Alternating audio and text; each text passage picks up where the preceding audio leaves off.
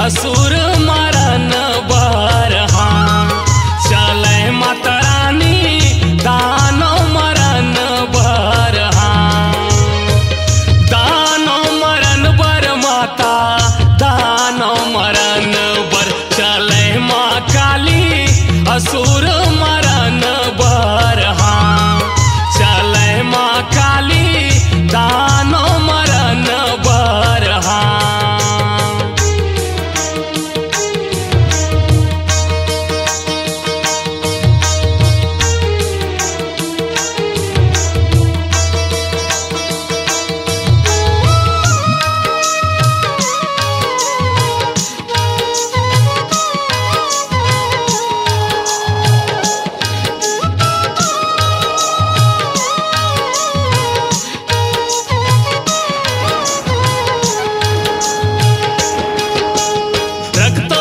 के रख तक महिमा दिख देवता डर रागे।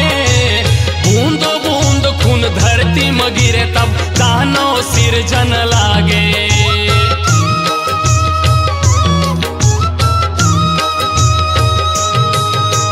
रक्त बीज के रख तक महिमा दिख देवता डर रागे। बूंद बूंद खून धरती में गिरे तब दानो सिरजन लागे।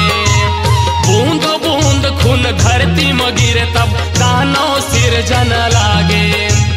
अद्भुत रूप बना के माता खड़ा खप्पर ताने वो माता। लफ लफ जिभिया निकाले चले माँ काली असुर मरन बरहा। चले माता रानी दानो मरन बरहा।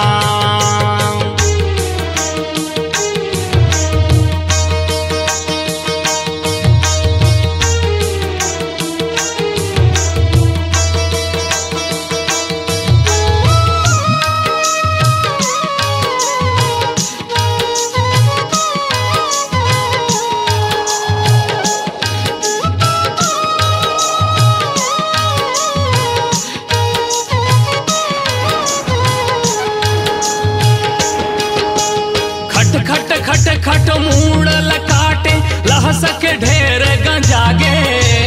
रक्त बीज दानोला मारे रक्त दंतिका कहागे।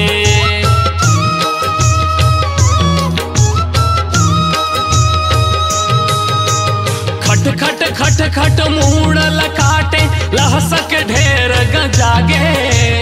रक्त बीज दानोला मारे रक्त दंतिका कहागे। रक्त बीज दानोला मारे रक्त दंतिका कहागे। मुंड के माला पहिरे वो माता हाथ के लहंगा बनाए वो मैया। लफ लफ जिभिया निकाले चले माँ काली असुर मरन बरहा। चले माता रानी दानो मरन बरहा।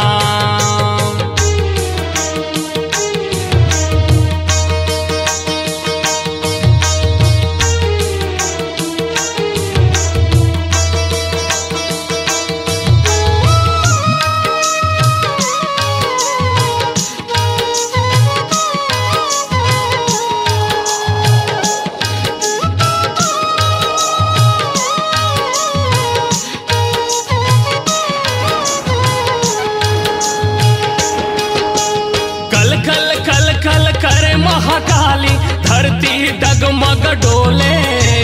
दुनिया के सब नर नारी मन त्राही माम सब बोले।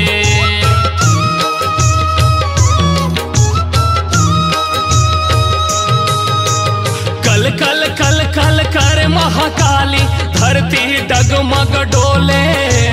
दुनिया के सब नर नारी मन त्राही माम सब बोले।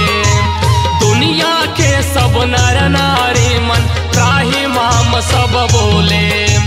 देवता के दुख सुने शिव जी सबला धीर धराए। शिव जी काली के रसतम सोए चले माँ काली असुर मरन बरहा।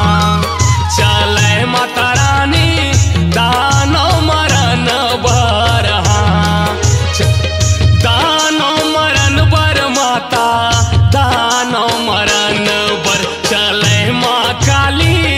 असुर